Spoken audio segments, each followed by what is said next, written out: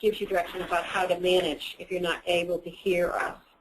I'll try to project my voice. I have a cold, so I won't be the one who's speaking the whole time, so I have some help. So if you can't hear me in the back, just raise your hand, and I'll try to project a little bit more fully. So welcome to the Grantseeker Information Webinar. That's what we're here for today, so you're here at the right place. This is what it's about today. With me today is Jackie Downing, who's the Program Officer.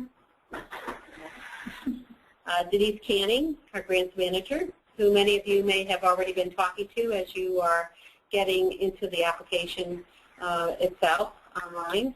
And Christina Ciciola, who is our Knowledge and Evaluation Director, and a great resource here for those of you who are going to be doing logic models if you're doing a project application. The goal of the webinar to familiarize you with the responsive grants process at the Community Foundation for Greater New Haven and the Valley Community Foundation. I'm going to stress that a couple times. This is a joint grant-making process with the Valley Community Foundation, who's affiliated with us. And so if you're applying to the Valley or to us, it's the same application no matter where you enter it. It is a joint process. A few housekeeping items today. The webinar is scheduled to end at 2:30 p.m. and we will make every effort to end promptly. I know it's 2 hours, and so we're going to try to get this all done before then. We ask that everyone in the room turn off their phones and anything else that beeps, because it does project. We don't want people to be put off by that as they're trying to listen very carefully from their desk. For those participating through your desk, you are able to type in questions that we can view on our screen. This is the only way for you to ask your questions since you are muted. For those of you in the room, you are asked to put your questions down out on the index card that's in front of you, and you can pass them up front, and there'll be times during the presentation that we'll stop and try to answer some of those questions. We will make every attempt to answer the questions during and after the webinar. If we are unable to answer all the questions due to time limitations, we will post answers on our website. If you have any trouble viewing the webinar or with your audio, please call Matt Higby at 203-777-7093. Again, Matt Higby at 203-777-7093. If you're having trouble hearing us, you can phone into the webinar instead of using the speakers on your computer. The webinar will be posted on both of the Foundation's websites by the end of the week or by Monday if we have a snow day.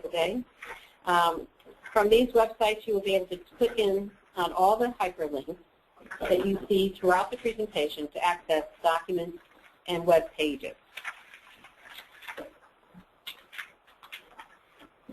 We're going to start.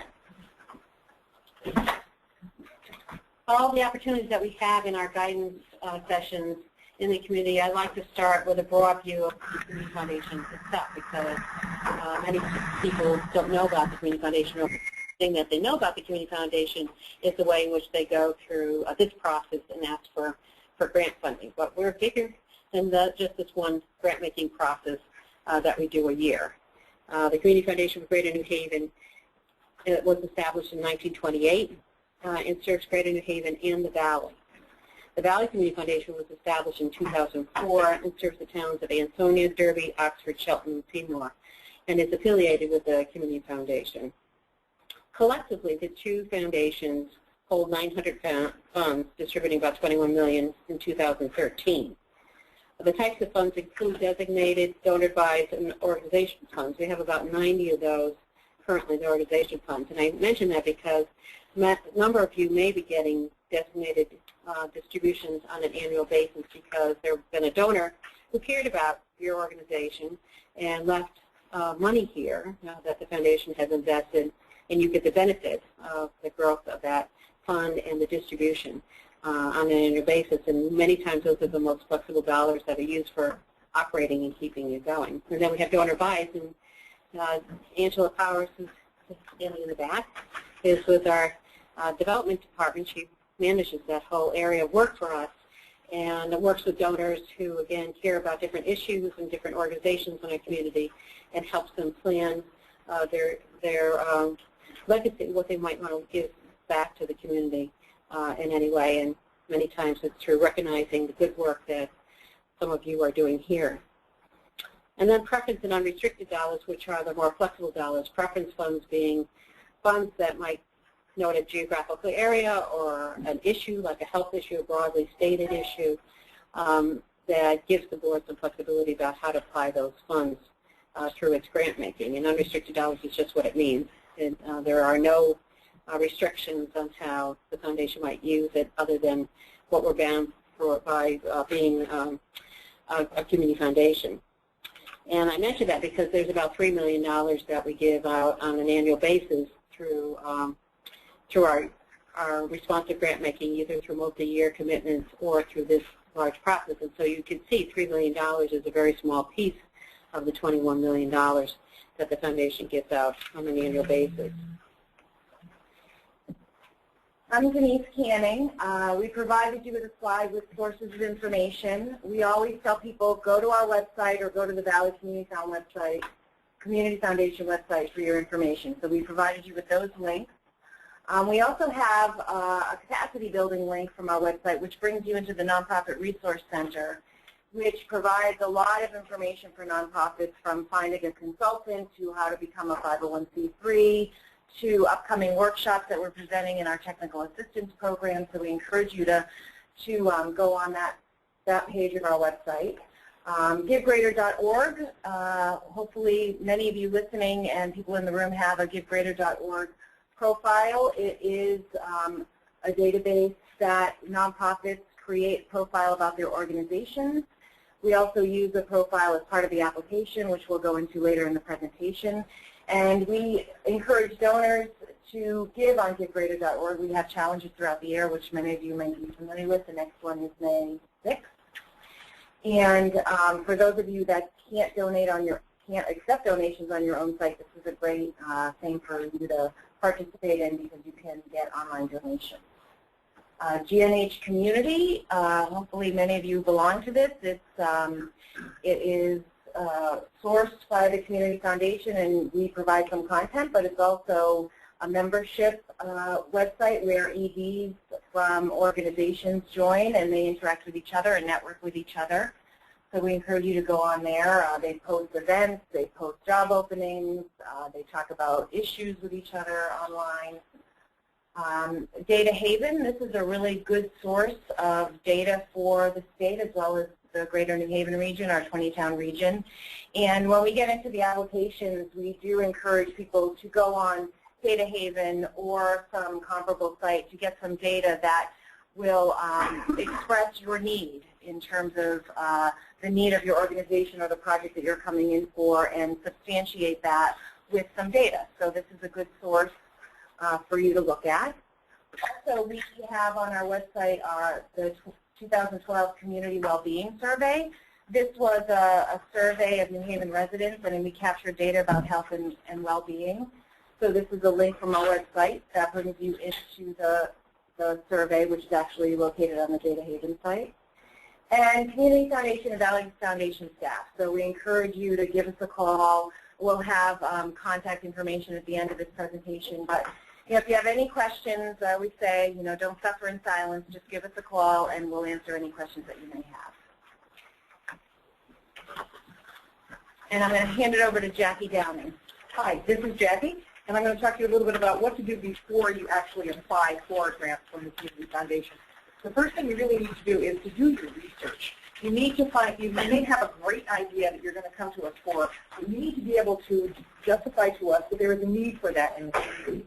So you can do that by going to Data Haven, by going to the Wellbeing Survey, by ConnecticutData.org, or doing your own surveying within your own constituency to prove that what your good idea is really going to mean something to the community. So that you establish that need for your idea or the program that you're proposing to us. Do the research first. Talk to other people. Are other organizations doing something similar in this area or elsewhere in the country? Is there a best practice that you can model, or is this something you're going to offer up as a best practice and there are others that are interested? So talk to others. Identify possible collaborators or partners. If there's someone doing something similar, you may have a slightly different idea, and that's okay. But to be able to justify to us why it is you are not partnering with someone else who you know is doing something similar. Tell us why you're unique, why you're different, and why we should invest in your idea. Carefully read and analyze potential funding sources. The community foundations do not like to be the sole source of funds for any program or project or organization. So make sure that you have some other potential funders out there that you're looking at as well. Understand our process, and by participating today, of course, you are doing that. Define your goals, outcomes, and measures. I always use the logic model, the dreaded logic model, that will be required for some grantees this year. I use that as my planning tool when writing a grant. It is the best way to outline your thoughts, to really think about where you are in the community, who your partners can be, what inputs you already have, what the needs are that you're meeting, what you expect your outcomes to be, and how you're going to measure those outcomes. If you can write that in bullets on a logic model, you can then use that to inform the full application narrative. So turn it around, do the logic model first, think about that, and then that's where you can define your goals, your outcomes, and your measures. You can then go on to structure your program, work out your preliminary budget based on what you have in that logic model, and write your implementation plan, fleshing out the bullet points that you've come across. You can also develop a fundraising strategy that includes private and public funders. As I said, we'd like to see other funders that are potential for you, and then select the potential funders, and you'll see if the community foundation is appropriate, and then you'll be ready to write your application. Is the logic model, we'll talk about that later in the logic model later in the presentation. Can I ask you a question with respect to research? I actually think that's a question.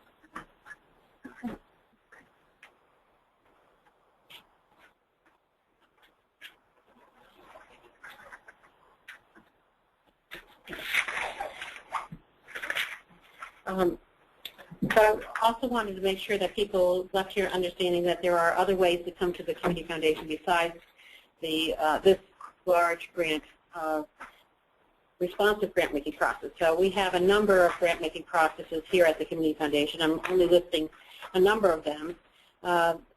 This, as I said, is our largest one today we're talking about, but we also have a Quinnipiac River Fund, and so if there's any of the organizations who care or are working on the health of that community, of that river, we have a process that usually starts end of November, beginning of December, with applications due in January, and we're actually reviewing those applications currently, and we'll be making decisions about those at the end of this month.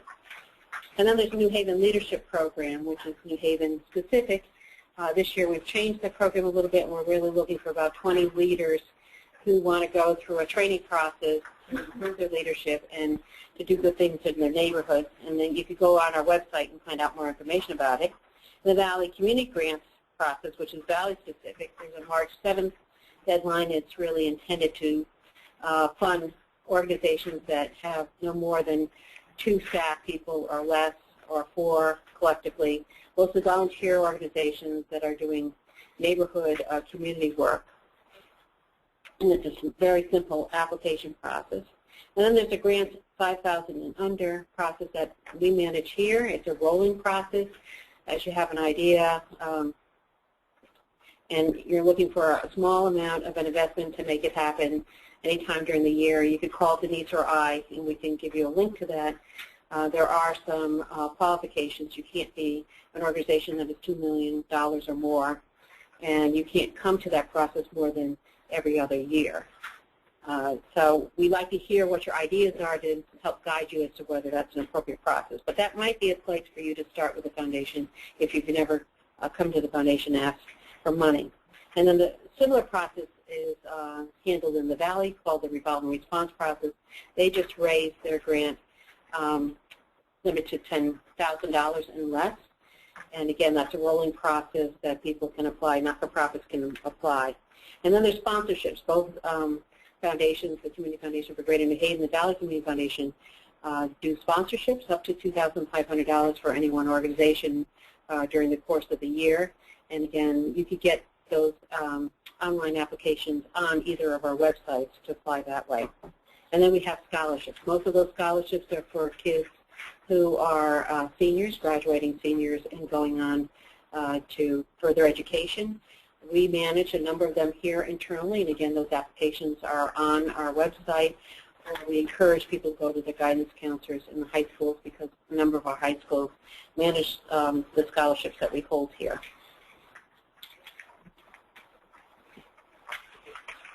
So as I've been saying today, the responsive grant process, which we're talking about today, is the largest competitive process that the foundation manages. It's a joint process between both foundations, for both foundations.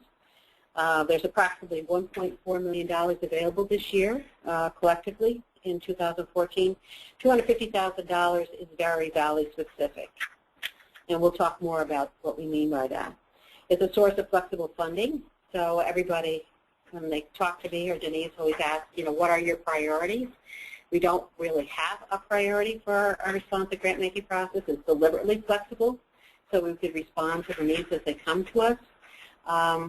We do ask, there's some tools on our website that we'll talk about that gives you guidance about the context in which we make those kind of judgments. We're open to all requests for project support, general operating and capacity building support that serve our 20-town region.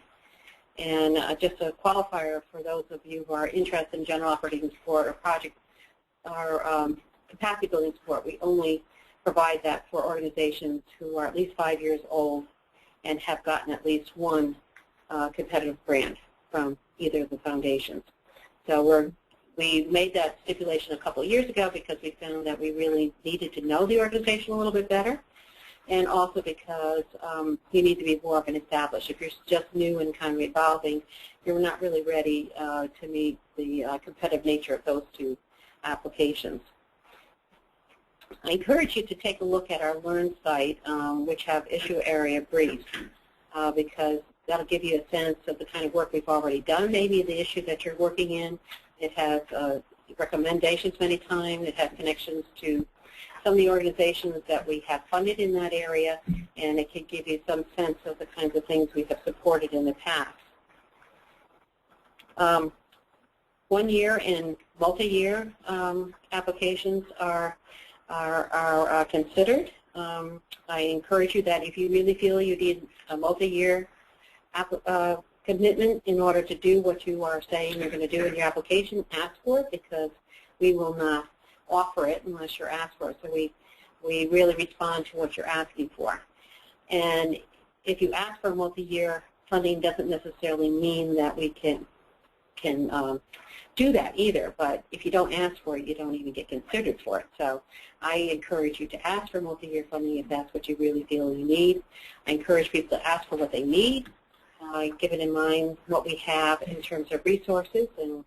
And when we talk about numbers, which Denise will talk in another slide, you'll see that there's great competition. So, and as Jackie said, it's very rare that the foundation would be, either the foundations be the sole source of support for anything. You need to apply online. It is an online application. You get to it through either site. It's the same application. So if you go through the Valley Community Foundation website or you go to our website, you're not getting into a different application. It's the same application. Denise will talk in a little bit more detail because of those of you who've already filled out this application in the past. There is history that you have access to if you saved your password in the past. And she'll talk a lot about that a number of times. So who is applicable to come in? You must be a tax-exempt organization under Section 501c3 or any applicable section of the IRS code, or you must come in with a fiscal sponsor who has a 501c3 or any designation applicable by the IRS. So you don't need to be a 501c3 to come in, but you do need to have a fiscal sponsor, and we'll go through that on the application. There's a page to fill in if you have a fiscal sponsor. Applicants must provide services in at least one of our towns of our 20-town region. We peeked at a question. Someone had a question about what do you consider Greater New Haven. We consider a 20-town region. When we say Greater New Haven, we're actually talking about our 20-town region. So if you're in doubt about what our 20 towns are, you can just go on our website. But you don't need to be located in our 20 towns in order to apply. So if you're located in Hartford, But for instance, you serve kids in Milford and in New Haven, you can come in and apply. So you just have to be serving residents of our 20 towns in order to be eligible. All applicants must adhere to a policy of non-discrimination. We actually ask you, and Jackie will go over this, ask you to attach an agreement signed by your board chair that you do agree with our anti-discrimination policy. And applicants who are previous recipients of a grant through this responsive grants process within the past 3 years must have submitted all their required reports. So we've provided you with Christina's name and also Kara Strong's name, and later in the presentation, if you have any questions about did I send in my report, am I compliant, then you can call them. There are some projects that generally don't receive consideration. Those include religious activities. We have funded churches, but those are religious activities that are open to all. So they're not exclusive to the parishioners there or to a certain religion. Endowment campaigns, lobbying, travel, previously incurred debts, and funding deficits. So we'll go through the timeline, but the decisions are going to be made in October by our board and for the grant. So we ask you to think about that because the grant will become active at the end of October. So we will not, for instance, be able to pay through the grant things that happened this summer. So it's active the day of the vote, which is the end of October. And we do accept requests for capital projects. That's through our capacity building application, and Jackie will go through that. But it is limited. Those tend to be fairly large, and Sarah talked about the $1.4 million that we have to give. So, you know, it's done on a limited basis. It's also, we look for it to be a means to an end. We're not just interested in paying for renovations or paying for a new building, but, you know, if it will increase your capacity to serve more youth or more people or have greater impact in the community, that's what we're looking for as the ultimate outcome of any kind of capital project. This is a two-stage process with just one application. So the application is due March 28th, 5 p.m. Because it's online, we deactivate the link at 5. So that's hard and fast. And the application is reviewed by community reviewers. Sarah's going to go into that in a little more depth. But in May, our board decides if you are encouraged to do the second phase or denied from the process. So if you are encouraged, the second phase includes a full review and a site visit during the months of June and July. Typically, we receive between 140 and 176 applications. So you can imagine, as Sarah said, it's highly competitive. And approximately 40 to 60% of the applicants are encouraged for phase 2. So just wanted to give you a little idea of the competitive nature of the process. And we provided you with a timeline. Again, I'll just repeat the application due date. That's March 28th. The applications are reviewed by staff and community reviewers during the month of April, so read only, so you will not be getting calls or questions. The outcome of the review are shared with the boards, Community Foundation for Greater New Haven, as well as Valley Community Foundation boards, and the decisions are made for encouragement for phase 2, and that's mid-May. All applicants will be notified via email at the end of May, whether they're denied from the process or encouraged to go to the second phase. And then the full review and site visits will happen June and July. And then we have staff that write analyses for our board, so the board does not see your application. They see an analysis which summarizes the request and summarizes what the writer found from the full review and also the site visit. So it's very comprehensive. That happens from August to mid-October. And the funding decisions are made by the board September and October. So usually by the 4th week of October, everyone will know the funding decision.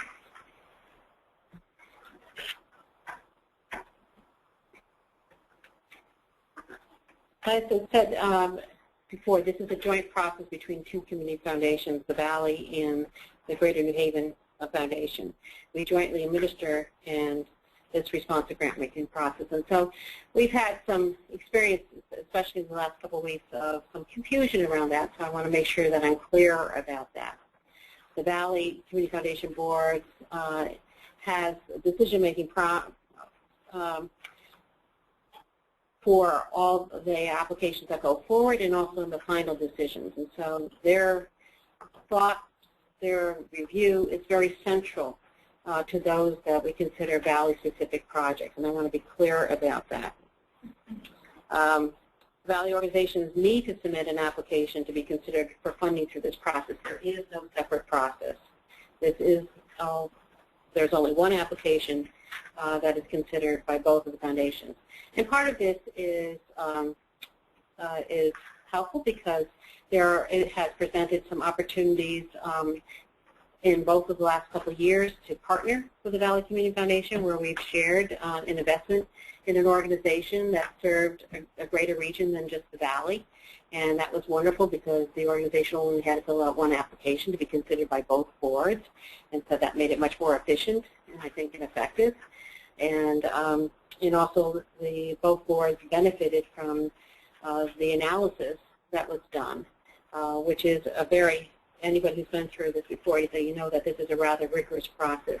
And because so, many other foundations call this foundation about why we invest in certain projects or organizations. And so I remind people, and I just did a letter of recommendation for an organization on this past Friday because they were going after an award, and the funding source wanted to know what their local foundation had done for them and why we were funding them, why we support them. And so to be able to put in a letter why we consider them and be able to draw from that knowledge to encourage another investor, because as we said, and we will say throughout this presentation, it's very rare that we're a sole source of support for anything, and in any way we could leverage support to your organization from another funder, we'd like to be in a position to do so.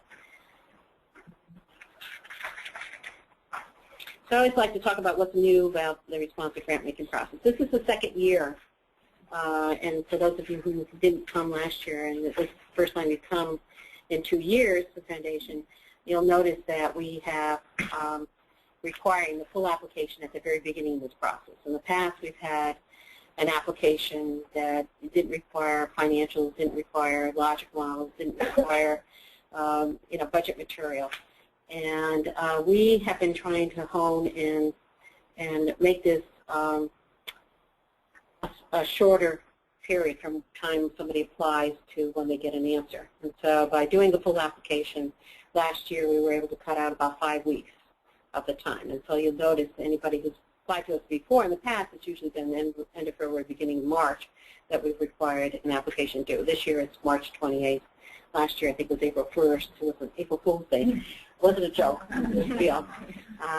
And so this hopefully is better for your planning, makes us more efficient. We have found in conversations with organizations they like the idea of having the full application done all at once and that they didn't have to revisit it if they're encouraged to go to the second stage. But it does put some pressure on you to do your best job in this application. You have to really be thorough, answer all the questions, because the first stage is only a read-only. Nobody's going to be calling you. So we encourage people to have somebody who's one step removed from your organization or from the project to read it thoroughly, because I know when I write, I kind of read in between the lines, and you want to make sure that there's no question unanswered. So especially the who, what, when, and where kind of questions, and that nothing is ambiguous. And also we encourage you to write concisely, but not too short. I had an experience because last year Denise and I reviewed a few because we felt we needed to put ourselves back in the position of seeing what it was like. And I had an application that took 5 pages to answer one question, and that was a little bit much. That was a little overwhelming. And so you wonder about how you can be a little bit more concise. So I encourage you to be concise, but not too short that you don't answer all the questions you need to. So this is the second year, full application at the beginning, which Jackie's going to have you pay attention to all the attachments, because last year being the first time, people didn't upload everything. And so we have another way of hopefully capturing that information where that won't be lost. So for those of you who don't like logic models, they're not required for general operating and capacity building grants. So we could cheer for that, or as Jackie says, no, because we find it to be a really good planning tool for somebody to fill that out. It actually helps you be concise in the application if you do that work. But we have help. Christina is always willing to look at drafts of logic models, particularly for those who are going to ask for a project or program application. Those logic models are required for that. And Christina is very quick, and she can turn that around and give you some feedback about that. And this year, for those who've done it before, last year in particular, general operating support and capacity building application attachments are uploaded on the application form, not on the GiveGrader profile. We tried putting it, have people uploaded on the GiveGrader profile. There was great confusion. So this year, because you can't pass go, you can't submit your application unless everything is in it, including the attachments. We're requiring you to do it uploaded with the online application form. And this year, again, we've had a checklist in the past, but we're being a little bit more explicit so that there's no confusion. You've read it, and so we're asking somebody to sign that checklist, your executive director, to sign the checklist so that you know that you've supplied us with every single attachment you need to do, and that you're very aware that you have. And then we've revised the application score sheets. For those of you who came last year, we felt that we needed to revise them, given that we've also changed the applications a little bit. We've streamlined the capacity building and the general operating support applications so that we're not repetitive of the work you've already done on the GiveGrader profile, because the GiveGrader profile is a part of those two applications. So again, as I said, that you should ask somebody to read your application who might be one step removed so that you have everything you need in it. I also encourage you to take a look at the score sheets. They're on our website. You'll see that they're not scoring you on how well you've written an answer to each of the applications. It's really in the context of the whole. Later on, I'm going to talk about the guiding principles that we have for not-for-profits, and that's really the context in which we evaluate your application, about the strength and leadership evaluation around strong management. And so that the score sheets really embody that, around that. So you really need to think about, again, look at how you think you would score, somebody might score you in that after you finish your application. I think it's a useful step to take. So we have questions. We're going to stop for questions right here. Good afternoon, everyone. This is Christina, and as Sarah said, we're going to pause at this point for some questions that are coming in. The first question is, what are the minimum and maximum amounts for which organizations can apply? If there's no minimum and maximum amounts, what are realistic amounts for which to ask for based on past funding levels? Okay. There is no minimum or maximum amount. So we funded as little as $5,000 or $6,000 annual grant to anywhere to $75,000. I think last year was probably the largest grant that we did for an annual grant. And you think about it, if you're asking for multi-years, there's a potential that you might get that 3 times multiplied if the board agreed to invest in that way to you. But our average size grant, I tell people, is anywhere between $20,000 and $30,000. Last year we did a little bit of an analysis, and I would say that 60% of our grants that we gave were $35,000 and less, or 80%. I think it was 80% that was $35,000 or less for the annual grant. Now that's just to give you guidance. As you can see, $1.4 million is not as big a pool as we've had in the past. We've had as much as $2 million in the past as a pool to give out, and so it is tight this year. Think about that. But that's not to say you don't ask for what you really need. It's up to the foundation to decide what they would be willing to invest in. It's another thing that you need to think about what might be your backup plan. You know, we do ask that kind of question in the application. Who else are your potential supporters? What would you do if the foundation wasn't able to support you in the way in which you asked? And so we ask you to think about what your answers would be and not to put all your eggs in one basket and come to the foundation. Next question is, what towns constitute the Greater New Haven region? there's a list on our website, so and for those of you who are in the room, you'll see it's written up on the border there. So a broad answer would be up along the shoreline to Madison, out to Wallingford, Cheshire, into the Valley 5 towns.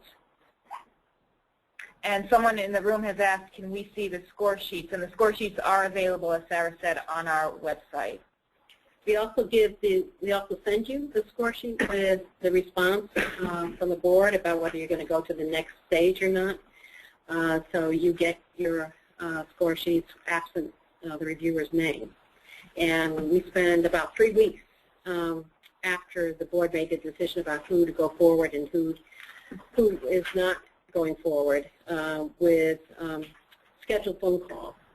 Denise and I schedule phone calls with organizations to go over your score sheets, which I really encourage you to do. Not everybody takes us up on that. And maybe you're not ready at that moment to hear. You can ask for that kind of conversation anytime during the year. I'm still getting those calls. In fact, I've had some of those conversations and people want to revisit those conversations. I've been having those lately with people who said, remember we had that conversation, but I need to hear it again. And so we try to share with you what your strengths were because we want to help you keep those. And we also want you to hear what might have been missing in your applications. And so not all foundations do that, and so I encourage you really to take us up on that because we do try to give you that kind of guidance. Understand that sometimes they're not easy conversations because it may have been a matter of just not having enough resources to encourage people to go forward and that you were very close. And what I say to everybody is that no is never no forever. And we've had organizations who might have been discouraged or denied going to the second stage 1, maybe even 2 years in a row, but the next year they made it. So keep on trying because there will be a day. I can't, the foundation's been around since 1928, and I think we've touched almost every single organization in our region in some way. Many times have been there for the seeding of those organizations. And so you can see the foundation's investment in, if you just look around at all the not-for-profits. So we've been there many times when organizations have really needed us, and we hope this time around. There's another question, Sarah, related to the score sheets. Please explain specifics about revisions to the application merit score sheets. I can't do it off the top of my head at the moment, but I think the revisions were that we were trying to be a little bit more generous in the weighting. Before we weighted some things a little bit more heavily than others, and now they're more evenly weighted across the areas that we're scoring. We actually added one in some areas so that it was across 5 or 6 as opposed to 4. So those are some of the changes. And then we were trying to be a little bit clearer, I think, in our language that would be both guidance for those who are reviewing your applications as well as for you understanding how we were looking at your application. I think that that's a broad way of answering that question. And another question, can we apply this year if we received a grant last year for multi-year support? This is always a tough one to answer because sometimes,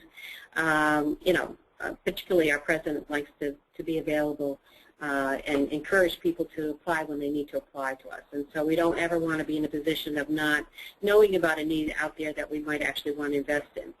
But I do that with a level of caution because at times when we've seen so many really meritorious proposals, an easy way to cull down the number that we would be considering in October is to say no to someone who already has a multi-year grant. And so that's the kind of guidance they give you. And so I encourage you, if you're in that position, maybe have a call to me. Call me, and we could talk about that, about what might be the likelihood. Not that I'm a mind reader or do I have a little crystal ball that can make me understand what the board's actual decision might be. But we have. Last year there were a number of organizations that got awards who already had a multi-year grant. So it does happen, but not to a great extent. Next question. If we're waiting to hear from another potential funding source, is it possible to still apply and to make a revision if necessary? Yes, because we find that given that this process goes from March until October, that things happen, particularly in our second stage. We hear about it all the time. One year we had an experience where 4 or 5 EDs retired or left the organization, so that was a significant change. And also we invariably have organizations that gain funding or lose funding over this period of time. And so, yes, there's an ability to tell us what those changes are.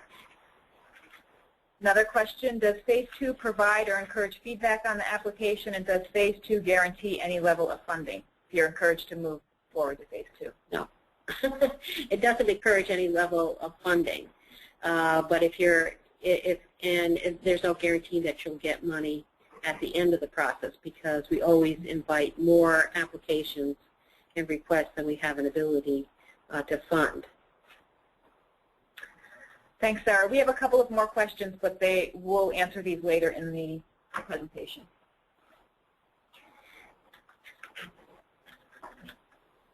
So I had mentioned that, I'm going to stand because I tend to project my voice a little bit better if I stand. If I sit, I can go quiet a little bit. But I encourage you to go on the website. There's a document that's called Guiding Principles for Not-for-Profit. And so if you haven't looked at that, I really encourage you to do that. We give that to all our reviewers. It's actually at the right hand or your left hand, depending on whether you're right or left.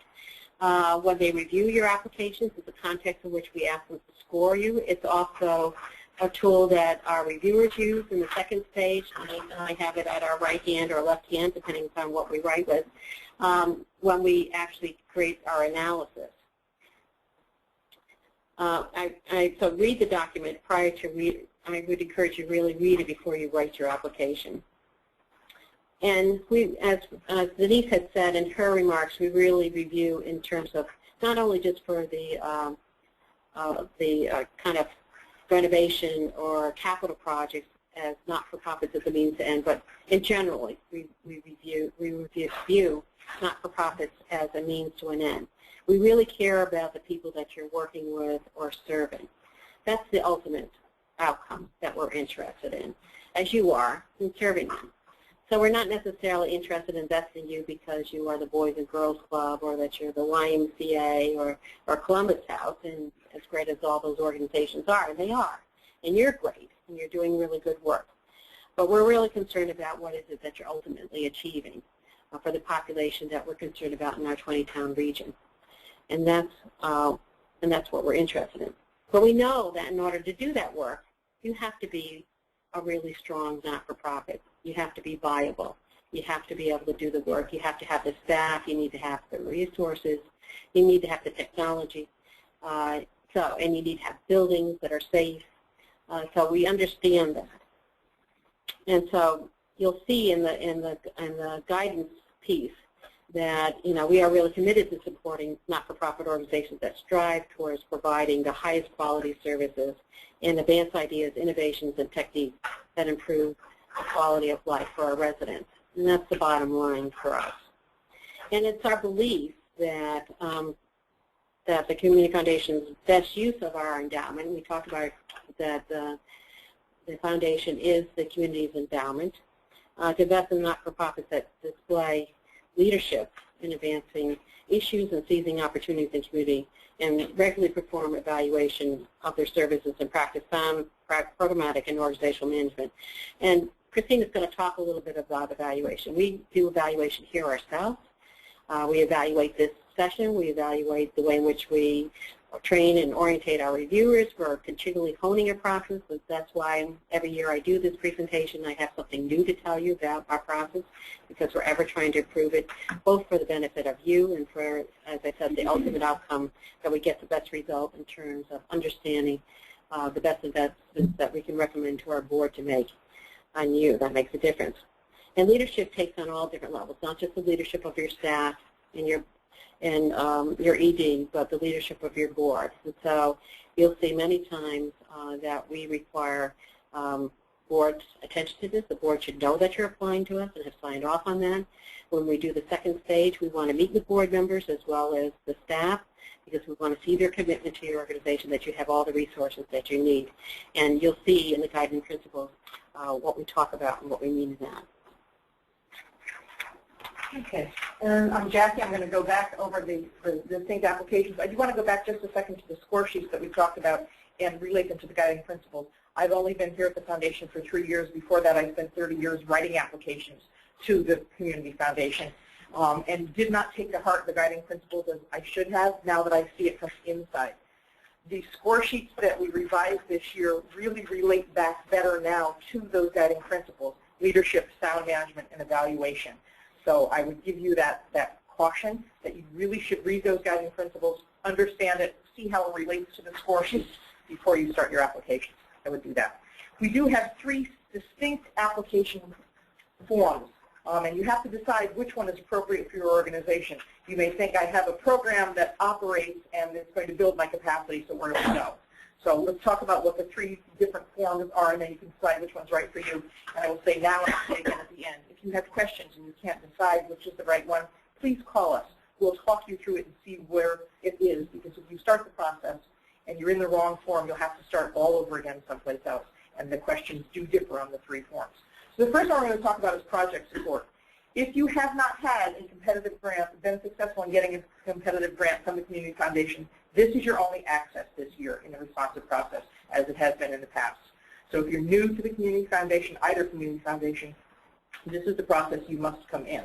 If you have been successful in getting a competitive grant, you are also welcome to come in for project and program support. But if you have not, this is your only access. This is your only foot in the door. Again, these are flexible funds. It's for a distinct or discrete project or program within your organization. It's not general operating support, although you can build into the budget overhead for operating that program, but it is for a discrete and distinct program. And again, you must establish the need for that specific program, not for your overall organization, but for the program or project that you're proposing to us. As Sarah said, we do not have any specific priorities or initiatives that we're looking for. We do like to see some innovative new projects a couple of years. It would be really nice to have come in new into the process, but it is not necessary that it is a new program or project. It can be an existing program for which you need continued funding. So it does not have to be new. And here are the requirements that are attached, that are the attachments that are required. In this year, as we said, it will load up to IGAM, to the grant application form, not the give grader profile. You will not be allowed to submit your application at 5 o'clock on the 28th unless all of the attachments are on there. So plan ahead. You will have to have a scan of your IRS determination letter that will come to us, the signed statement from your board chair that you understand our anti-discrimination policy and are in full compliance with it, a list of your organization's board of directors showing professional affiliations, the logic model form that is required for this application, for the project application, and a budget form guide, and we'll go over the budget form guide and the logic model later in this presentation.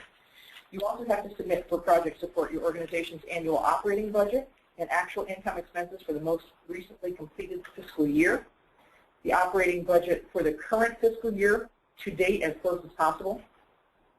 For the year you're requesting this grant, submit your organization's projected operating budget. So we need you to project out 1 year, copy of your most recent audit if applicable, and a copy of your 990. And if you don't file 990s, you can indicate that to us as well. And a list of 3 references, not members of your organization, not a member of your board, not a member of your staff. It can be a volunteer, it can be a partner or a collaborator or someone within the community, it can be a constituent, but not someone who is currently on your board or on your staff. The next application is general operating support. These are the really flexible dollars. You can use them for programs, you can use them for overhead, you can use them for infrastructure, you can use them for whatever you want. You don't have to tell us in the application what you're going to do with them.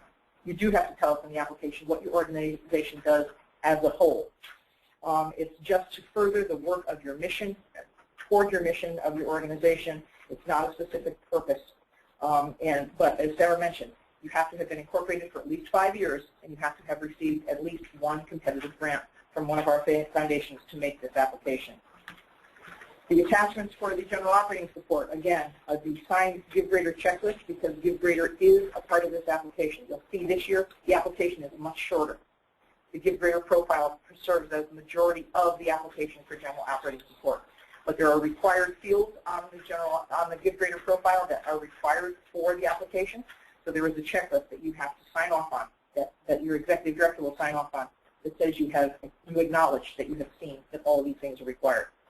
You'll also have to have that signed statement about that your board buys into you submitting this application, that they are aware of the application and you have authorized to do that.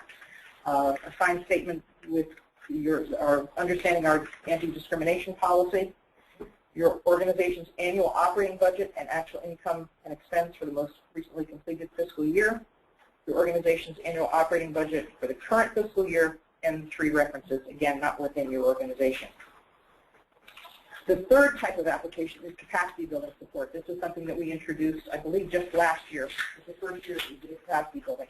Capacity building is not program expansion, expanding your capacity to do programs. Capacity building we define as short-term financial assistance to build the infrastructure of an organization for long-term success. So if you're adding a development director, you're going to have to pay from now until the end of time. That's not capacity building. If you're bringing in a consultant to help you develop a fund development plan, that's capacity building. That's the distinction there. It's a short-term infusion of tasks, not a long-term commitment to adding another position to your organization. The requests are limited, not limited to, but you do have a drop-down list within the application. Talked about the sort of basic categories of capacity building: board development, strategic planning, evaluation, or capital expenditures. It can be bricks and mortar expenses as well. Renovations, relocation. Again, for this application, only organizations that have been in business for 5 years and who have received a competitive grant. The attachments for this one, again, the Give Grader checklist, because the Give Grader profile is, again, the majority of your application for capacity building. Signed statement that your board acknowledges that you are applying. The anti-discrimination policy. Your organization's annual operating budget for the current fiscal year. If you are requesting capacity building, you have to provide a capacity building budget. What is it exactly you're going to do with the money and how does it fit into the organization? It's not shown into your organizational budget, but a separate and distinct capacity building program budget. So we can see exactly where it fits in and what the other funders are, who the other funders are, if you have other funders, or you're using general operating support as a part of the piece for this capacity building program. We have a couple of more workshops coming up that will help you. These are not mandatory. You do not have to come to these, but if you would like the extra assistance, you can. We do 2 called nuts and bolts of the application. We're doing one from 9:30 to 11:30 at the Derby Public Library on February 27th. We will start there with the Valley Revolving Response Grant application, which is their 10 and under process. We'll go through that question by question and allow you to see what the real answers are that we're looking for. What does the question really mean? Then we'll go through, and the Valley will go through all 3 applications I just talked about: project support, general operating, and capacity building. Again, we will go through each of the questions and what do the questions really mean, what are the answers that we're looking for, how do you find the data you need to give us a strong application. We'll do that same presentation in the afternoon here at the Community Foundation in the Cooper Room from 1 to 3. We'll leave out the Valley Revolving Response Grant and just do the 3 responsive grant applications: general operating support, program project, and capacity building. So we'll go question by question through the application to be able to help you with that. Then on March 5th, we have our Grant Writing 101.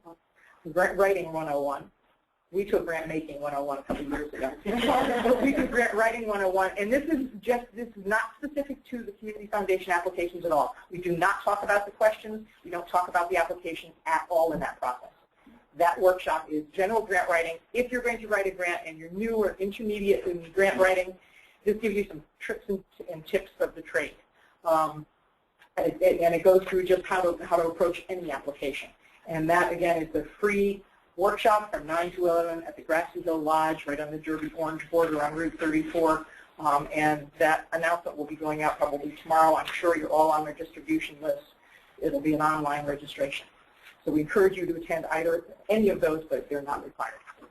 And I'm going to turn it back over to Christina.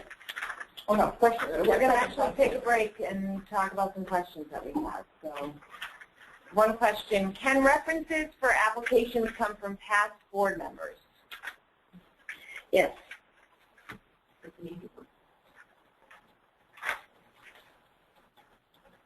You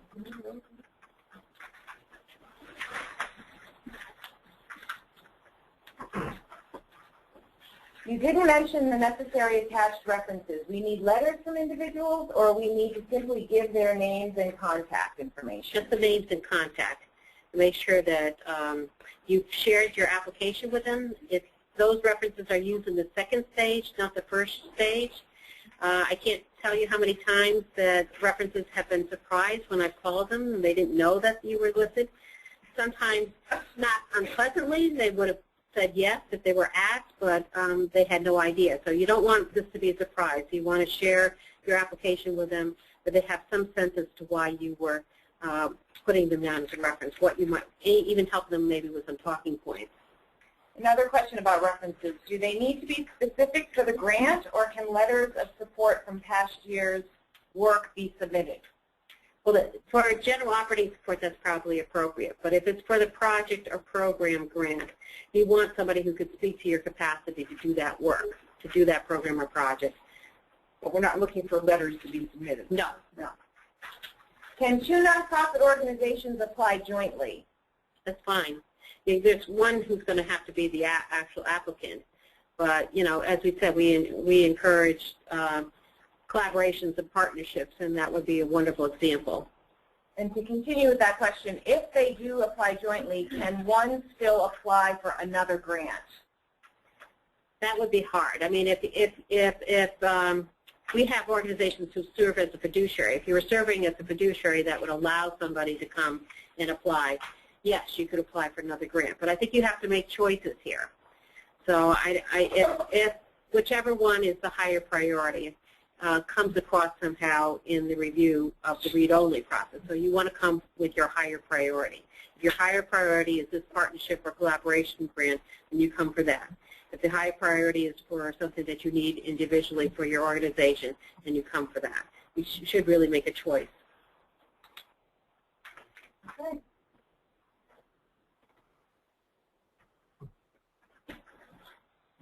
I'm going to hand it over to Christina. Good afternoon, everyone. I'm going to talk a little bit about givegreater.org and the profile checklist and start to talk about the logic model a little bit. GiveGreater.org, for those of you that don't know, GiveGreater.org is the Foundation's local resource for learning and giving, and we launched this resource in 2010. Just by show of hands in the room, how many of you have heard of GiveGreater.org before? Great, and how many of you are with organizations that have profiles on GiveGreater.org? Fantastic. Over 270 organizations serving the region have a profile on GiveGreater.org, and I'm going to take this moment to plug our upcoming Great Give 2014, which will be our annual online giving event.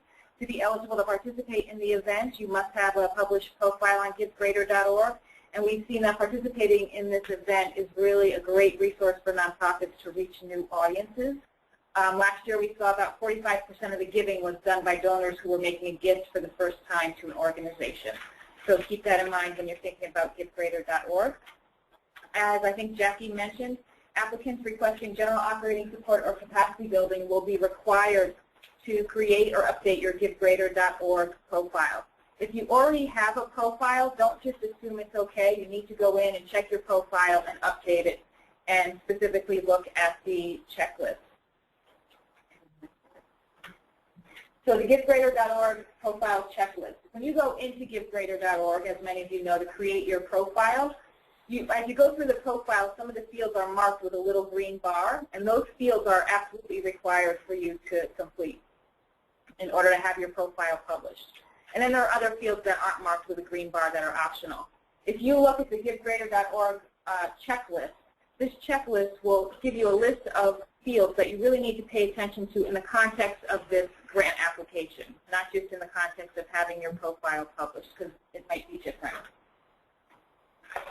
Excuse me. So the checklist highlights required fields that applicants should pay special attention to. It includes additional fields, which are not marked by the green bar, that need to be completed for application purposes. And the checklist, as Sarah said, must be signed by the executive director and submitted as an attachment, which is a new piece this year. Again, the GiveGreater.org profile is required for capacity building and general operating support applicants. If you're awarded a project grant, for those of you applying for projects, you will be required after you're awarded a grant to complete a profile as part of our ongoing grant monitoring process. If you need help with your profile or completing your profile, we have a staff member who stands ready to assist you in that. And her name is Stephanie Chung, and you'll have her contact information in the PowerPoint at the end. So let's move on to another favorite attachment for the grant application, or the logic model. And as both Sarah and Jackie said, this year the logic model is only required for project applicants. If you're applying for capacity building and general operating support, you are not required to complete a logic model. But you should, it doesn't mean you shouldn't be paying attention to what your goals and outcomes are if you're applying for capacity building and operating support. So the logic model, the purpose of the logic model is to describe the project and how it operates.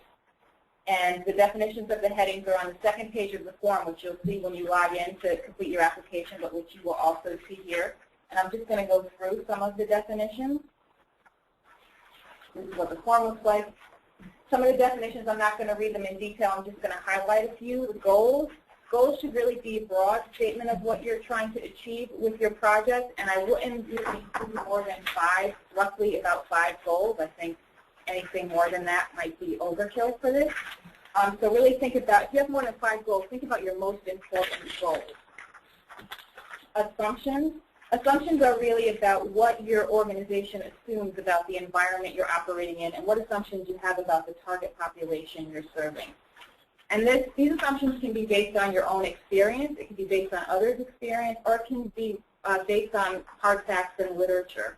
And someone posed a question earlier, if cutting edge research is out of state, is that still useful to include? So I'm assuming that's related to this. If you have cutting edge research that supports the need for your project, but it's not locally based, it's certainly still useful to use. Not all cutting edge research happens in Greater New Haven, contrary to popular belief.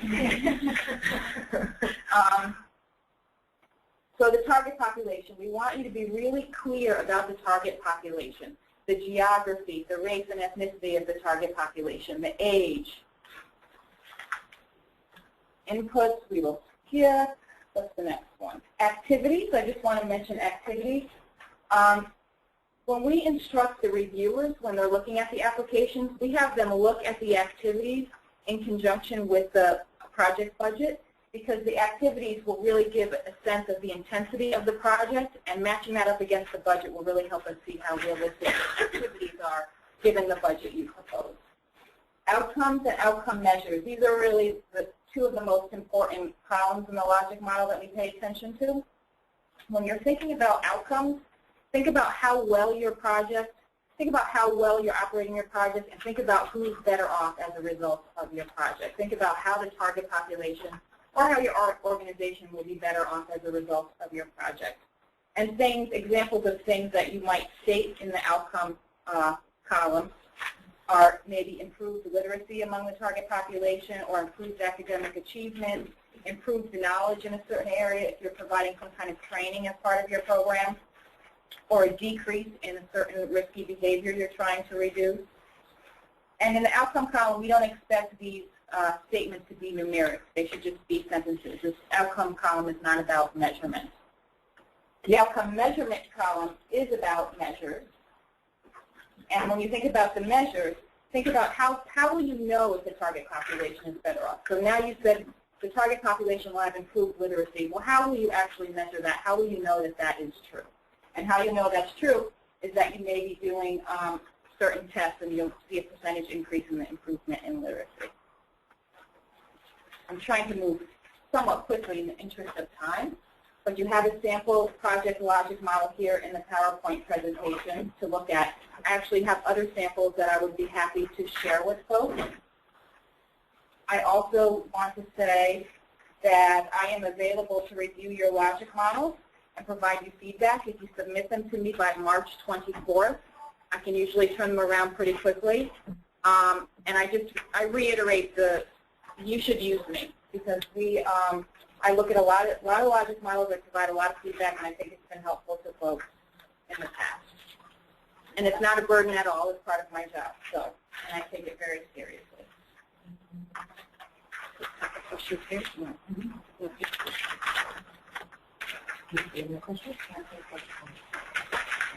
Okay. Now we're going to talk a little bit about the budget form guide, which is the budget that you must provide to us if you're applying for project and program support. There is no guide for your budget when you submitted your operating budget, your current and projected operating budget. Those are on your own forms. But if you're submitting an application for a project proposal, you must use this budget form in its guidelines. You have to give us your total project budget. That's everything that's involved with the project, not just what you're requesting of us, but the total project as you look at it. The total amount requested of us, there's a separate line. You'll go through the form. Other sources of funding, whether they are secured, confirmed, or pending, and you can give us the status of those, and in-kind contributions. If a significant portion of your project is an in-kind contribution, you should show that to us. It shows that there are other partners out there that are supporting you. So the form itself, has, in the beginning, it's really broken down into 3 categories: salaries, program, administration.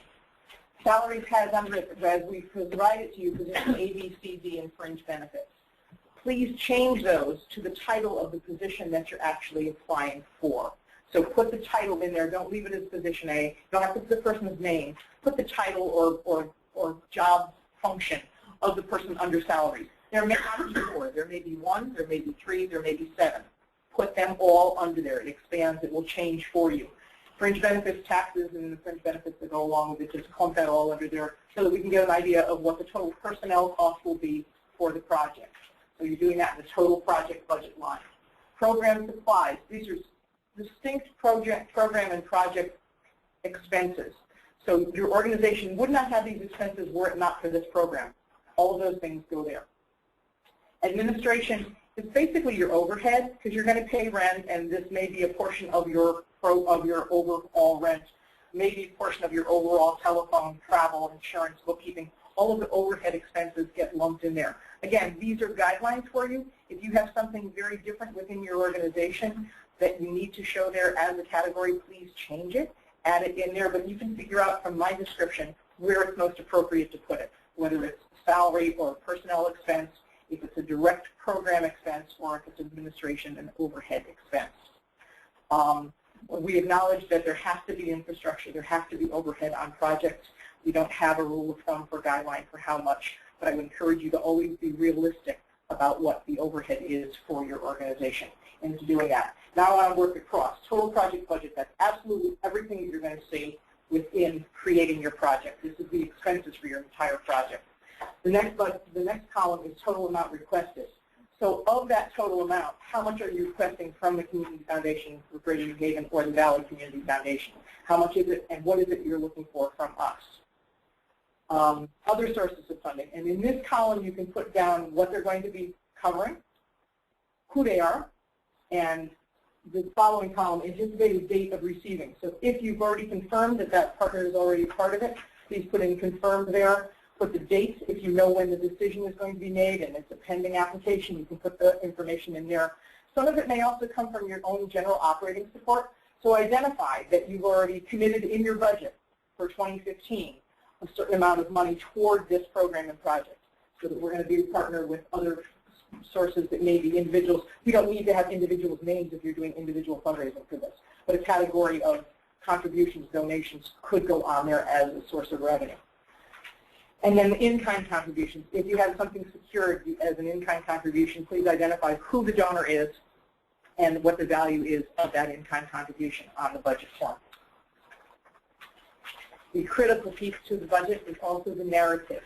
So now that you've changed the names on the budget form from position A to program director, please give us in narrative the justification for what you put on salary. It may be that the person's annual salary is $25,000.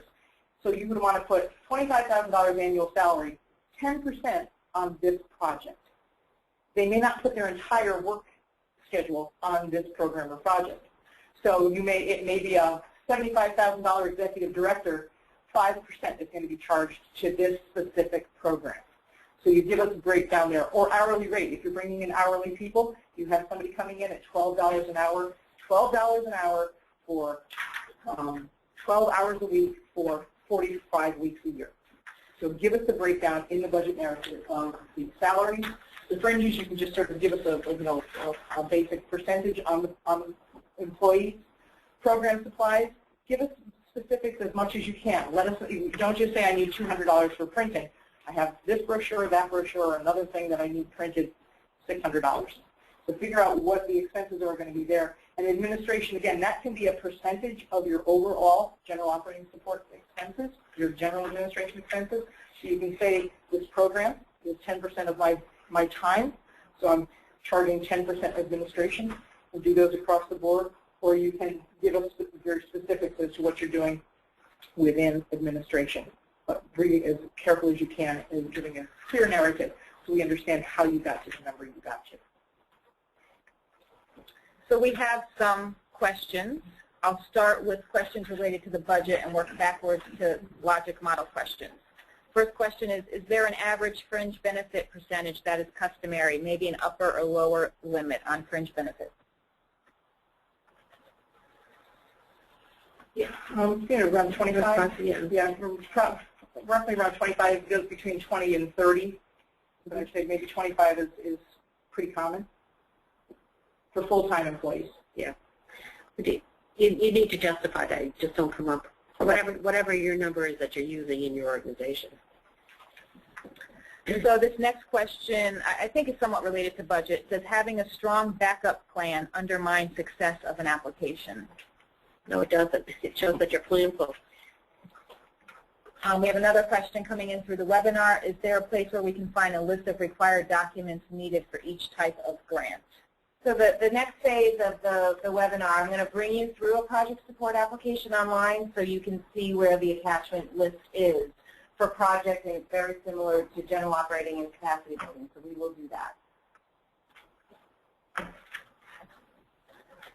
And then here's a question related to logic model and outcomes. Do you need measurements? The answer is yes. And can you use testimonials in lieu of data? We are certainly interested in seeing a balance of qualitative and quantitative data.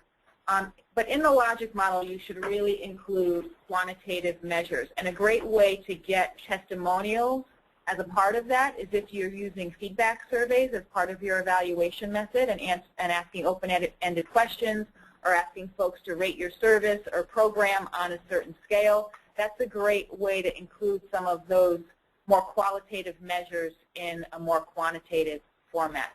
So I would say in the logic model, we're looking for more quantitative measures in the outcome measures column, but in the narrative of your application, you can certainly include some qualitative information. Can we get a link to this PowerPoint email to us? We are going to be posting it on our website, hopefully in the next few days, along with this webinar. So it'll be accessible via our website.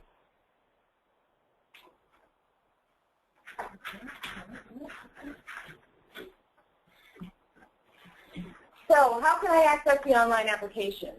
As Sarah mentioned before, the online application is on the Community Foundation for Greater New Haven website, as well as the Valley Community Foundation website. So we provided you the links here. I'm going to actually go on the Community Foundation for Greater New Haven website, and we will go right into an application. Okay, so we're on www.cfgnh.org. I just chose this out of convenience, but the Valley Community Foundation website looks very similar in terms of their grant page. So I'm going to go under grants, and I'm going to go grants you can apply for, and click that on, and then you're going to see some narrative in an accordion type setup, and we're going to pick grants greater than 5,000 responsive grants. So if you scroll down, you can read about it. A lot of it is what Jackie brought you through with her slides about general operating support project and capacity building. This is our webinar from last year, which we're going to update after here. And here are the sections. So general operating support, you can find the merit score sheet. People are asking about the score sheet. It's right here. And the online application. Project support, again, it's a different score sheet, so it's linked here, as well as the online application, which we'll go into in a bit. Capacity building, again, it has a different score sheet and has a different application link. And just wanted to bring your attention to these other links because this is what we've been talking about during the webinar. So the guiding principles that Sarah went over is posted here, our anti-discrimination policy, the logic model, the budget form guide, and the Give Greater checklist. These are all part of the attachments. You're going to be able to link in through the application as well. But if you want to, for now, just take a look at them. They're here on the website. So I'm going to go into project, and I'm just going to click to go online. And you're going to come into a login page, okay? So I have an account. So I'm going to just log in as me.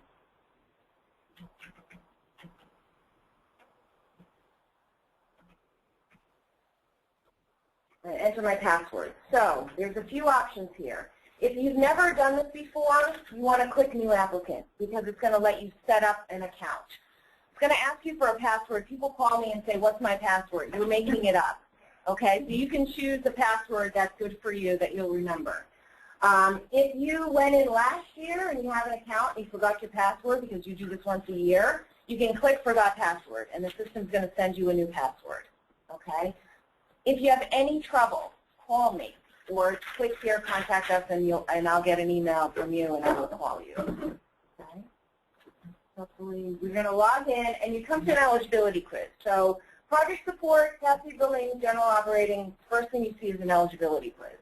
So you're going to read the questions and you're going to answer them. The first one is, am I a tax-exempt organization or do I have a fiscal sponsor that's coming in on my behalf? Yes. With this grant, am I serving the residents of providing services in any of the 20 towns served by the Community Foundation for Greater New Haven or the Valley Community Foundation? Yes. If I'm a previous recipient, am I up to date with all my reporting for the past 3 years? And here's Christina's email if you have a question. Yes, I'm going to submit. If you've answered something incorrectly, for instance, if you're on general operating support and they say, have you been incorporated for 5 years, and you say no, it's not going to let you in. We want you to be truthful, of course. But you will receive something that says, you know, that there was that you're not allowed or not eligible, and you can just give me a call and we can walk through it. Okay. So a few things to know about the application. You can navigate many ways. You can go page to page through here, or you can go the next page through here, clicking next. Anything with a red asterisk is required, so you have to fill it out to submit. So I'm not going to go through question by question, but we're just going to do a basic overview of every page. So this is the organization information. So it's just basic information about the organization, about the executive director, about the contact person, because we understand not every executive director is going to be filling this out. They could have a development person or a grant writer that's filling this out. So we want the contact person for the application. We're asking you about your mission, your vision, and how do you carry out your mission. Asking you to describe your current programs, services, partners, and collaborators. As Sarah said, you know, there's no word count. People always ask, is there a word count? There isn't. But as Sarah mentioned, we want you to try to be as concise as possible because when it gets really lengthy, as Sarah talked about with her, 5-page, answer to the question, it becomes very confusing. And you're really not, as a reader, understanding exactly what you're doing. So we want you to really think about that when you're writing your answers. Be concise as possible. So the second page is for the fiscal sponsors. So this is only for organizations that do not have a 501c3. If you have a 501c3 or any other tax exemption under the IRS code, you do not need to fill this out. As you see, nothing's required, so just skip over that page. And then we're going into request information. So we want you to provide a brief description of the request, limit to 1 or 2 sentences. This is, and if you see a little I, it's like a help button. So we're telling you, for example, to support an after-school program for at-risk teenagers, or to support a health education program for elderly residents in the shoreline. So just try to sum it up with a couple sentences. And then the total amount requested. And for some reason, the system doesn't like it when you put in the $, so please don't use the $. And multi-year request, if you're a multi-year request. So keep in mind, if you're requesting, for instance, $30,000 each of 3 years, then your total amount requested is $90,000. Okay, your total amount request is your multi-year request. Are there any timing issues we should be aware of? As you know from the timeline, that the decisions are made at the end of October. If a decision this late is going to cause you an undue hardship, you can answer yes. That doesn't mean you're guaranteed an early decision. What that means is you're encouraged to go into the second phase, and you click yes, Sarah and I will give you a call, and we'll talk through this and see if it really does meet the definition of an undue hardship, because it is narrowly defined by our board. And here's your opportunity to provide a detailed description of the project. What community need or added value does your organization address? Please provide data to support your answer. So again, we've provided you with a few websites, our website and Data Haven's website to help you. And then we asked you about your strategic plan, describing the leadership of your organization, your board, and your staff. If it's a pilot project, why are you choosing to do it at this time? If it's ongoing, how is the community or target population better off? Are there any other organizations that you're aware that's doing a similar project? If so, do they serve the same constituency, and why is it necessary that you're also doing this project? Do you have partners or collaborators? We're asking you for a timeline, key individuals involved. How does your organization involve the people it serves in its planning process? The total cost of the project and how you arrived at that cost? What other sources of funding will support this project? If you don't receive funding from the Community Foundation for Greater New Haven or the Valley Community Foundation, what will you do? We're interested. And what's your plan for future support? So the grants from the Community Foundation or Valley Community Foundation was never intended to be a source of dollars forever. So we're interested to know, if we do support you and invest in your project, then how will your project continue without our dollars?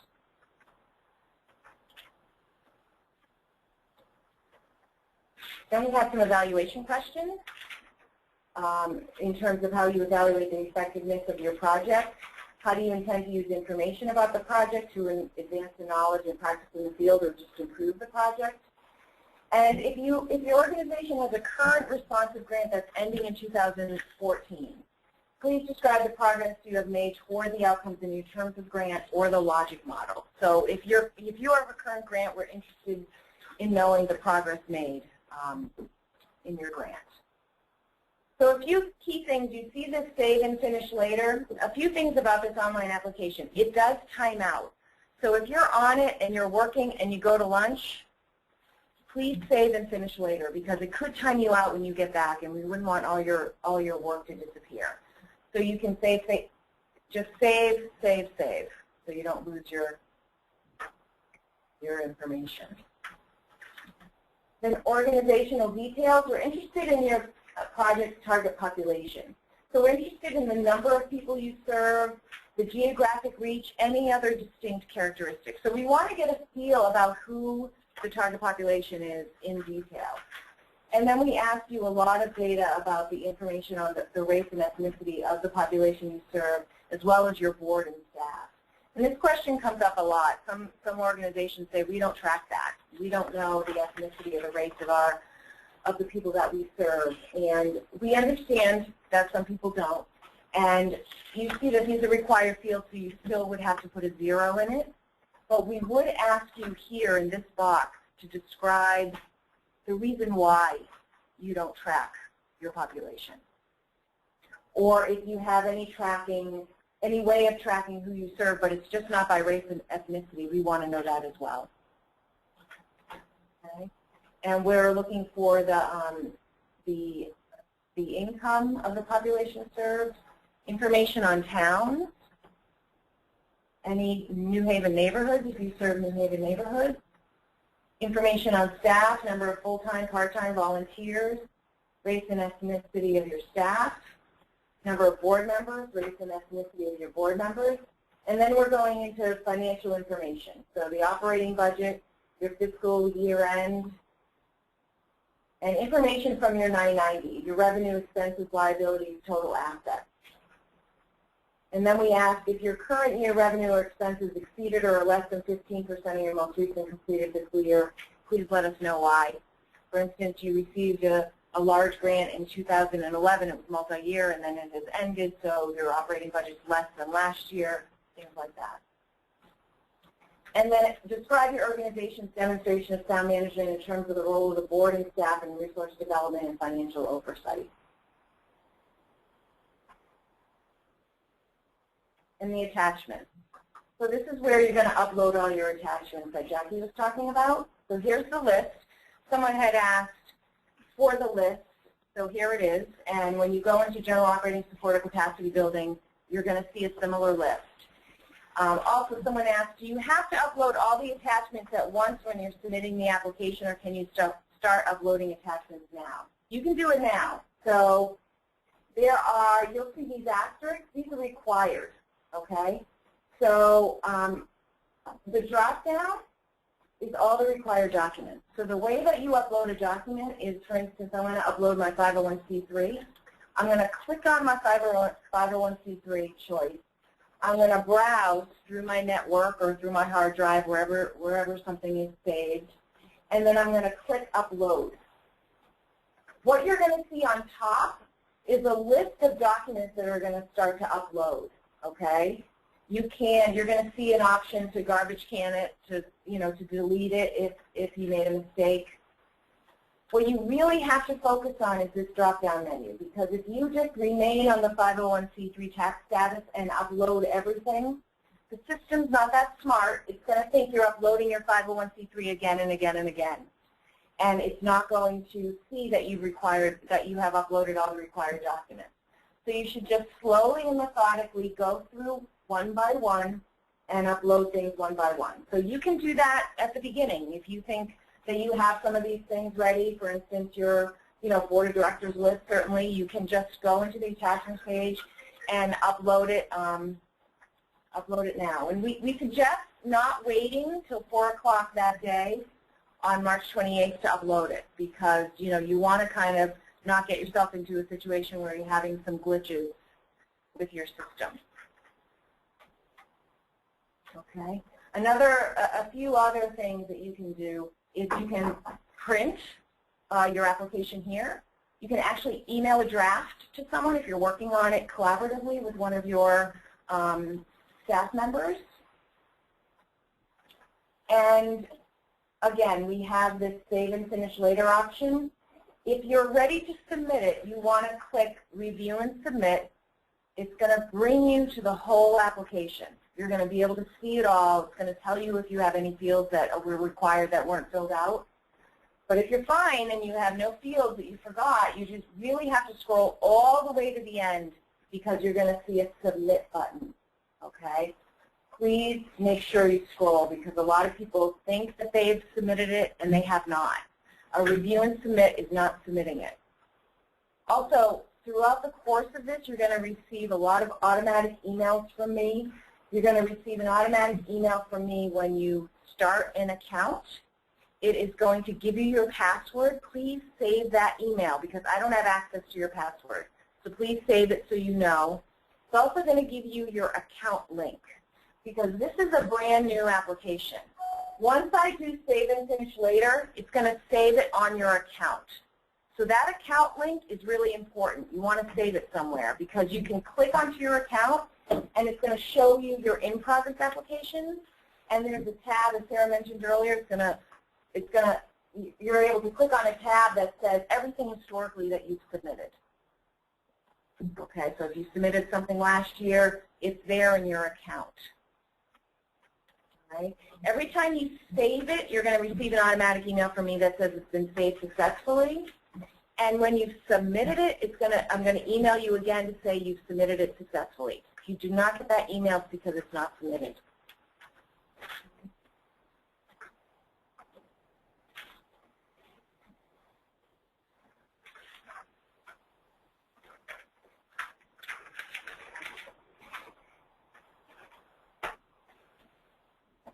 Some questions? Yes, we have one question from the room. If you were doing a collaborative project grant, do both organizations file application and all materials?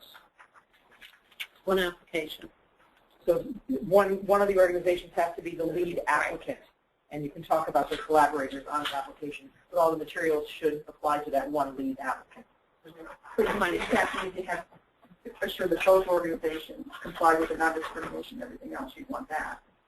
Yeah, but it's really the one who's hosting it, who's receiving the grant, that we have to have all the required materials. If you have some other materials, yes, that would be great. You could submit them, but it's really one who is the applicant. Or make reference if that's right. Required. Right.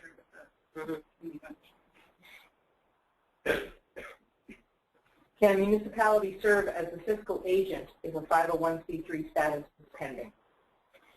We really prefer it to be a not-for-profit organization. We fund sometimes city organizations, or they are a conduit through which we might support a not-for-profit, but we really would appreciate that you're looking at a not-for-profit. That's our first and foremost. And what is the deadline for submitting a logic model for review by Christina? March 24th. The sooner the better, though. That's it. Okay. That's it for now. I'm going to talk about the first stage, because that's where we all are right now. And as I keep saying, that the first stage is just a read-only of the application. I want to talk about the community reviewers. Last year I had about 52 of them. Because it was the first time we had a full application, they had a smaller load, and that's why I had so many.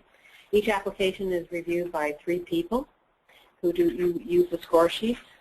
These volunteers are from across the region. I have a really big reach across geography because we serve the shoreline, we serve the valley, so we want to make sure that we have people who represent the geography as well as the issue areas that you might be asking for funding in.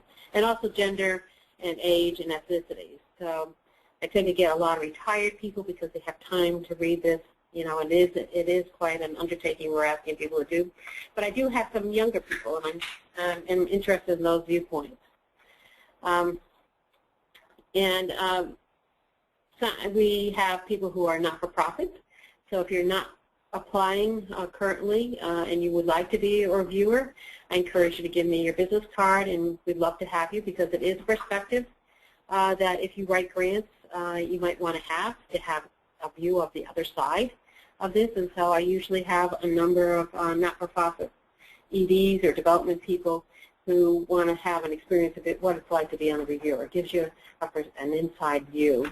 I encourage you to do that. I have a grant writer right now that I use who started that way, and it was immensely helpful as she wrote grants for organizations to have a perspective of having to review the application and understanding the importance of the way in which people answer those questions. And so we do have subject matter expertise. I try to make sure that we have representation across all the issue areas that we fund. We have a number of donors who like to have an experience of being a reviewer because they learn about your organizations. Many times they have found organizations that they end up volunteering for or end up serving in some kind of capacity, and it gives them a perspective about what's going on in the community. We ask all reviewers to reveal in an affiliations form who they are related to, who they might have some relationships with. You can't be employed by an organization that is currently applying and be a reviewer at the same time, because we feel that's a conflict of interest because we have these deliberation sessions, and so it's an unfair advantage to hear that. So we try to avoid conflicts that would impact the reviewer's objectivity. Now, you could have a relationship or a previous relationship. That wouldn't preclude you from being a reviewer because there's almost nobody who doesn't have a relationship in this community. And we actually ask you to bring that into this room when you review the applications. We are looking for people who are knowledgeable about our not-for-profits in our community and organizations. So we ask them to bring that to it. As I said, each application is reviewed by 3 reviewers and scored using the application merit score sheet. You will get those when you get the answer as to whether you're going forward to the second stage or not. All the scores are shared with our board of directors to help them decide who's going to be encouraged or discouraged. And so our reviewers are not the final decision makers. They're making recommendations to our board about who should go to the next stage. Invariably, there's kind of a cutoff line. Last year it was very high, about 82, 83. If you scored 82 or 83, combined score on the average, you got to go and be encouraged to the second stage. Now our board will look at those who are below that line, and because we don't have enough, maybe in the shoreline or in the valley, they might want to pull somebody who might not have scored as well, who might be just below the line, and encourage them to go forward, or it's because a particular organization is dealing with a population that they want to be having. So our board makes the final decision about who goes forward, and last year about 7 organizations that did not score 82 and above got pulled into the process for the second stage. But it's a, this is a culling in and culling out process, and that's what I ask you to think about. This process, this first stage is really culling in and culling out. So you're either in or out, and as we said, we can't view or review about 170, that was our high, 176 was our high one year, or 140, which was our low. We can't review all those. We just don't have the capacity, nor do we want to encourage so many people that we have to say no to. It's no fun to say no. Our board doesn't like to say no, and I certainly don't. And since Denise and I are the ones who are having the conversations, we don't enjoy those conversations either, particularly when it's a matter of resources that you're not being encouraged. And everybody, I can't, with very few exceptions, deserve to be supported. We see very meritorious proposals who may just not be ready, and that's why you don't score well. And so that's why I encourage you to have conversations with us as a result of this perspective we get from these reviewers, because you can learn something from the process. And it may just not be your turn this time, but maybe next year you could learn something from this process. So, it's our, I just want to make sure that, I had said before, I really take us up on the offer of phone calls, scheduled phone calls to have these conversations. We learned something from it because you may have not put something into the application, so we hear you maybe a little differently, and you, I think, could learn something from that. And as I said, no is never no forever, so don't let a discouragement stop you from coming back to the foundation.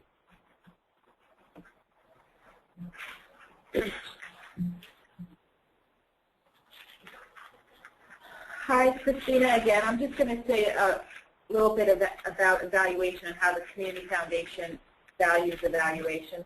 Evaluation is really an important guiding principle for the Community Foundation. And first and foremost, we feel like evaluation should be about organizational learning and continuous improvement. Here at the Foundation, we've really been working hard at shifting our culture and philosophy around grant making from a primarily accountability compliance model to more of a learning and evaluation model.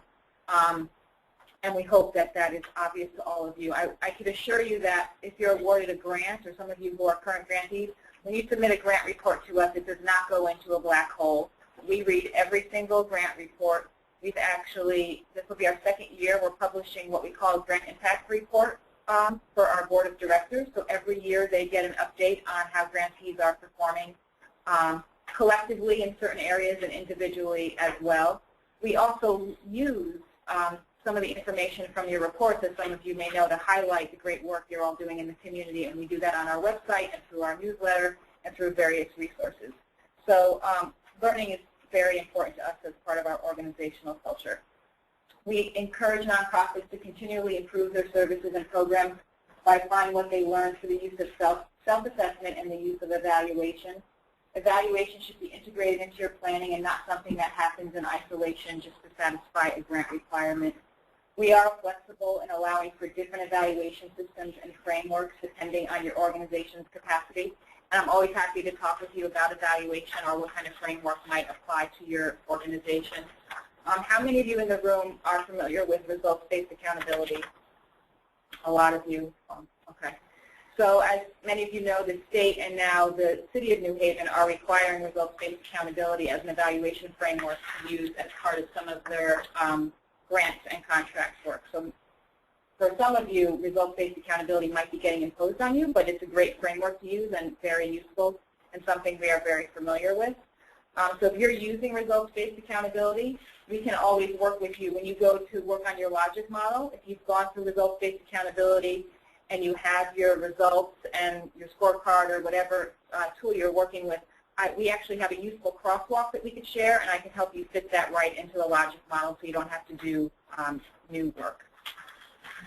In terms of evaluation for general operating support and capacity building support, we want to hear more broadly about the impact your organization has had and some examples of what that success looks like for you.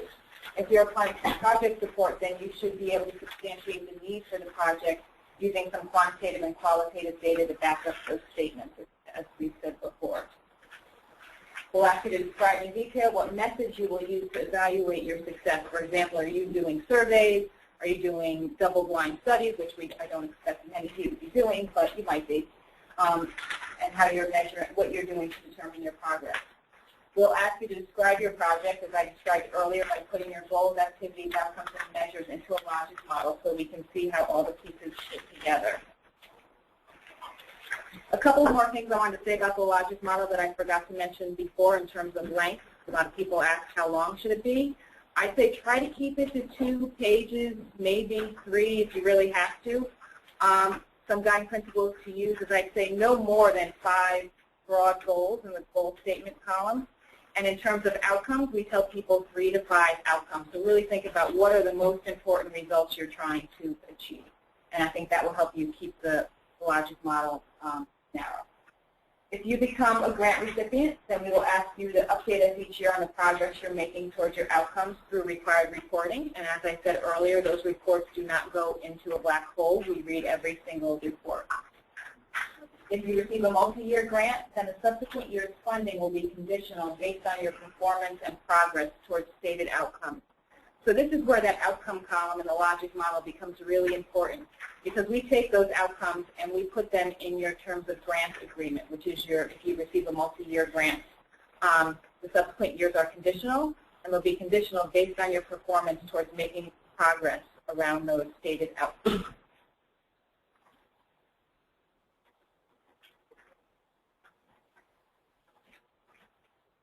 And as I said before, please call me and use me as a resource, whether it's for reviewing your logic model, which I would need to see by March 24th to turn it around, or if you want to talk more specifically about evaluation, or if you need help thinking through what some of your measures may be or what kind of tools to use, I am available as a resource. And my contact information is in the presentation. We wanted to end the webinar with some resources of who you can call. So our emails and phone numbers are there. So if you have any questions about the responsive grant process, you can call myself or Sarah or Jackie.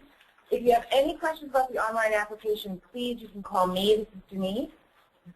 Christina, as she mentioned, for evaluation questions or help with the logic model. You can call Kara Strawn for any reporting questions. So if you're not sure if you're up to date with all your reporting, you can call Kara. And Stephanie Chung for any givegreater.org questions. You'll also see her, for those of you that are doing general operating support and capacity building applications, you'll see her name right on the application to give a call. So if you're starting a profile, you can call her, or if you need to update fields and you have questions, you can call Stephanie. So hopefully all that information is helpful. We really encourage you, and I know Sarah says it all the time, just call us, because we're available, we're here to answer questions. We don't want this to be a painful experience. We want you to be able to do the application and not have any challenges or struggles with it. So give us a call. And again, we're just reiterating our website and the Valley Community Foundation website. So you can click onto those. It's a great source of information for you, and it's where everything is for the responsive grants process, including the application. So we'll go to some last questions.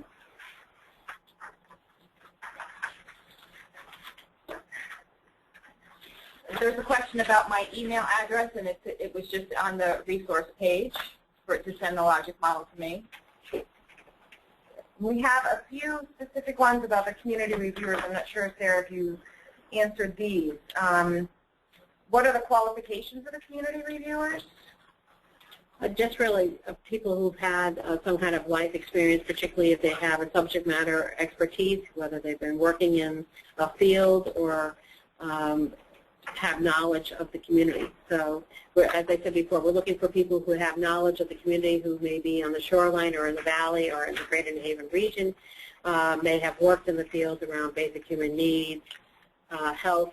So we have people who are reviewers who have actually reviewed national grants, for the National Health Institute. So we have a great, I usually try to make sure that a half to two-thirds are seasoned reviewers. So we have people who have been with me for 5 years or more. They started talking about themselves as being freshmen, sophomore, juniors, and seniors, and now we're in graduate school. We rest assured we have some people who are very skilled in doing this kind of review, as well as we try to entertain some new ones because, as I said, it's an interesting perspective you have if you come and review applications. It sometimes makes you a stronger grant writer yourself. And how are their biases taken into consideration?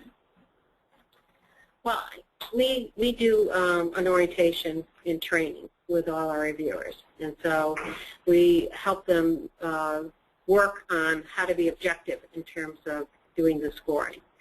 I have to say that in my experience, I've only had experience with maybe 1 or 2 reviewers where I felt there was a bias and we didn't ask them to come back.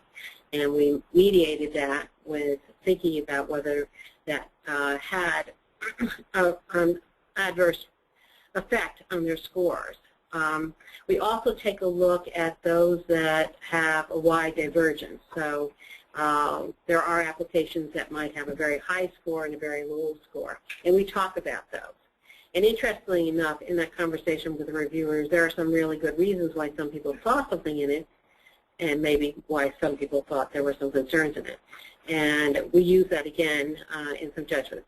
The reviewers also have the opportunity in our deliberations and debriefing sessions to raise up an organization that may not have scored well and said, Sarah, if the board would take a risk with anybody, they really should take a risk with this organization. It's either a really critical issue or they have a really gem of an idea, and we think. And so we take those considerations, we present them to the board as well. So just because you didn't score well doesn't necessarily mean that you're out of the race. Many times it does, but sometimes it doesn't. And I have to say, in my experience here, and I've been here for a long time at the foundation, I haven't really had somebody who's been biased. I know that on the receiving end, we've had some of those difficult conversations. It has felt maybe that there might be a bias because you hold very tightly to the value that you're doing, and we don't want to diminish that either by these conversations, but it just didn't show up in your application. I remember having a tough conversation with an ED who has a really great organization, but they didn't talk about why they were so great, and they missed the opportunity of speaking to the reviewers themselves, and so they did not score well because they didn't really crow about some of the things that they needed to crow about, that they were really unique and had a niche, and so it didn't come across. That's why I'm saying you really need to think about and read your application carefully and have somebody help you do that objectively, because it might not be there. And last question, do their respective areas of expertise get correlated to grant request areas? Absolutely, we do matching, and Denise likes to do that puzzle piece for us.